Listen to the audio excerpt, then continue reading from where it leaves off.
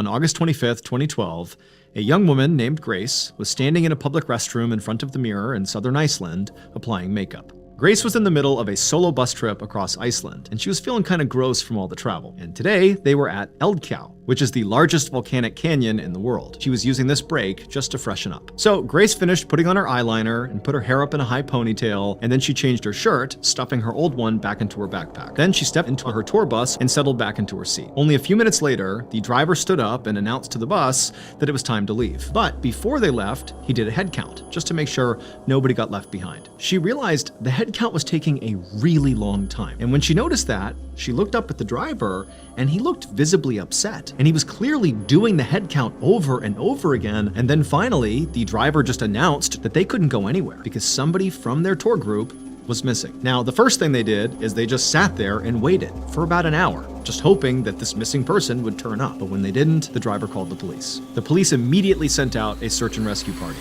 And when they arrived, the first thing they did was interview the remaining tour group members. Some of the tour group members recalled seeing this young woman of Asian descent who was wearing dark clothes and was carrying a light-colored bag, who had left the bus at the beginning of lunch and had not returned.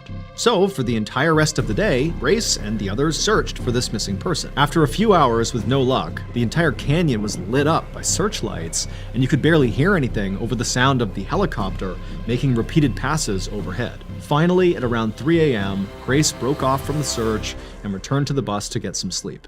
But before settling into her seat, Grace opened up her backpack to pull out some makeup wipes, and as she did that, something inside of her bag caught her eye.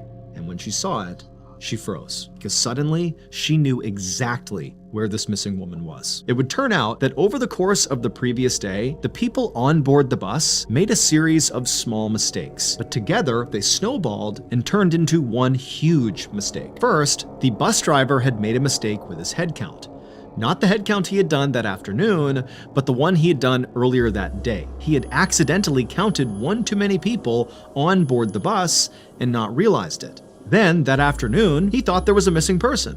Next, the description of the woman had only been half correct. So yes, there had been a young woman of Asian descent wearing a dark sweatshirt, carrying a light-colored bag. She had gotten off the bus, but she did get back on. Except that when she did, she looked different, and so nobody recognized her. The object that Grace found in her backpack that made her realize that she knew exactly where this missing woman was her dark-colored sweatshirt inside of her light-colored backpack. And it was at that exact moment that Grace knew. The person that she had spent the last 15 hours searching for was herself.